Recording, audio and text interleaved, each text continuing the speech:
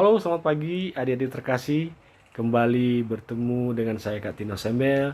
Dan pagi ini kita akan kembali mendengarkan renungan firman. Namun sebelumnya, marilah kita bersatu di dalam doa. Puji syukur dan limpah terima kasih ya Bapa. Pagi ini kami bersama anak terkasih akan mendengarkan kembali sebagian daripada kebenaran firman-Mu ya Tuhan. Kiranya Engkau memberkati kami, kiranya hati kami hanya dipenuhi oleh Roh Kudus dan hanya boleh firman Tuhan yang ada di dalam hati kami ya Tuhan. Dan kami yang akan menyampaikan kiranya Engkau memberkati, tuntunan dari Roh Kudus kami butuhkan. Terima kasih ya Bapa, kiranya semuanya ini memberikan kebaikan bagi kami di dalam kehidupan hari lepas hari. Mohon ampun akan kesalahan kami dan sempurnakan doa kami yang jauh dari sempurna ini. Puji Tuhan, haleluya, amin. Adik-adik terkasih, kita akan membaca firman Tuhan yang terambil dari kitab 1 Korintus pasal yang ke-10 ayat 1 sampai dengan yang ke-5 yang berbunyi, "Aku mau saudara-saudara supaya kamu mengetahui bahwa nenek moyang kita semua berada di bawah perlindungan awan dan mereka semua telah melintasi laut. Untuk menjadi pengikut Musa, mereka semua telah dibaptis dalam awan dan dalam laut. Mereka semua makan makanan rohani yang sama, dan mereka semua minum minuman rohani yang sama, sebab mereka minum dari batu karang rohani yang mengikuti mereka, dan batu karang itu ialah Kristus. Sungguh pun demikian, Allah tidak berkenan kepada sebagian besar dari mereka. Itulah sebabnya mereka dibinasakan di padang gurun." Demikian pembacaan firman Tuhan. Dan anak-anak tentunya pernah mendengar yang namanya berhala tentunya. Menurut KBBI atau Kitab Besar Bahasa Indonesia, berhala adalah patung dewa atau sesuatu yang didewakan, yang disembah dan dipuja. Paulus di sini memperingatkan kepada orang-orang percaya yang berada di Korintus untuk menjauhkan diri dari penyembahan berhala. Paulus menggunakan contoh bangsa Israel selama pengembaraan mereka di padang gurun untuk menunjukkan bagaimana bangsa Israel sangat mudah tergoda untuk menyembah berhala.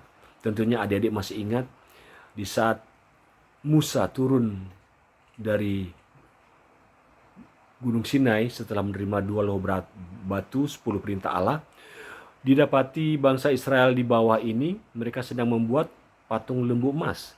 Dan tentunya patung lembu emas ini untuk mereka sembah, mereka puja-puji.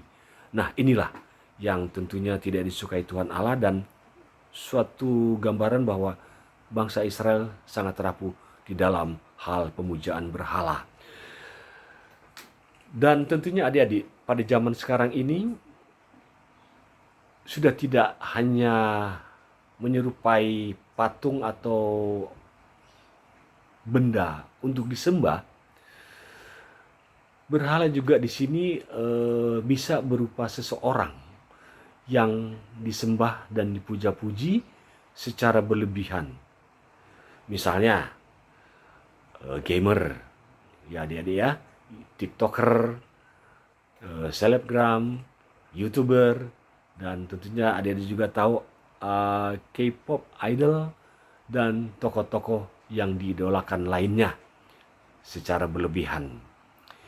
Berlebihan di sini maksudnya adik-adik bahwa kita terkadang menjadi marah atau berkata kasar kepada orang-orang tertentu yang tidak suka dengan idola kita. Misalnya mereka memberikan kata-kata yang kurang baik atau mencemooh idola-idola kita ini, dan kemudian kita menjadi marah besar. Kita menjadi istilahnya kadang sampai berkelahi oleh karena ketidaksukaan kita, idola kita yang kita puja-puja dicemooh oleh orang-orang lain.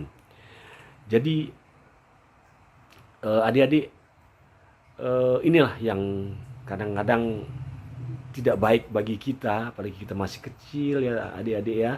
Kita saking memuja mereka ini kadang kita rela untuk mengorbankan waktu belajar kita,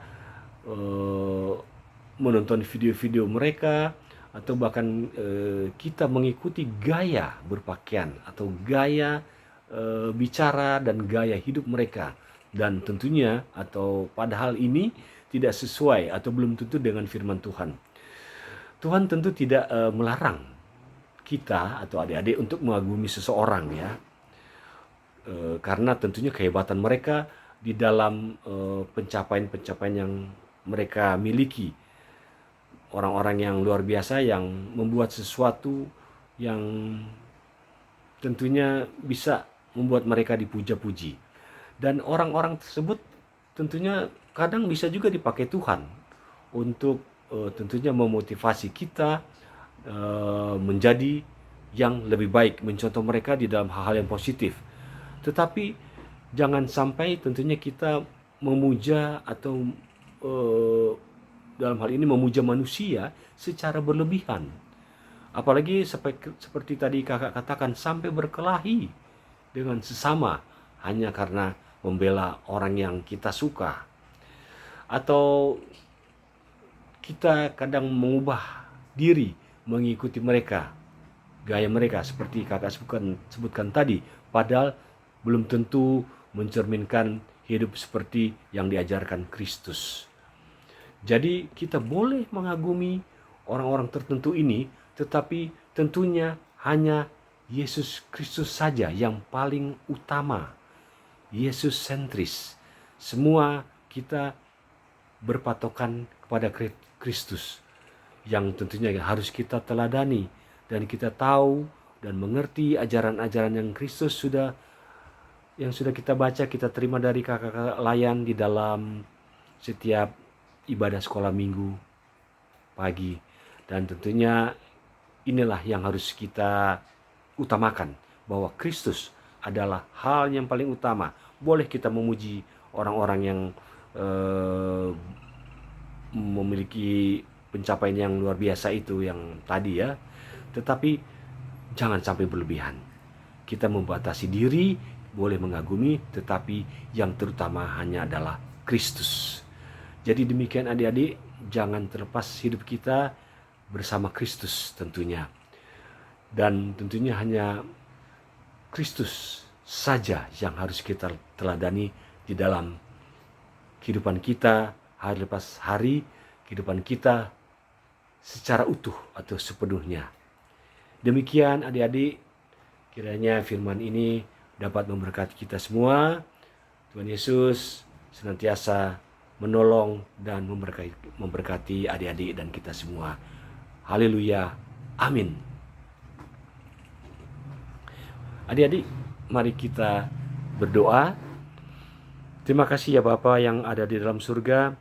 Kami sudah boleh mendengarkan secara singkat sebagian kebenaran firman-Mu ya Tuhan.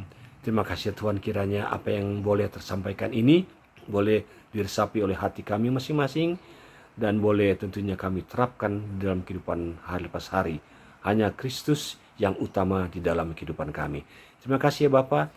Sempurnakan doa kami yang jauh daripada sempurna ini, dan inilah kami yang sudah bermohon kepada Engkau ya Bapa. Puji Tuhan, haleluya, amin. Sampai jumpa adik-adik, terima kasih, selamat pagi.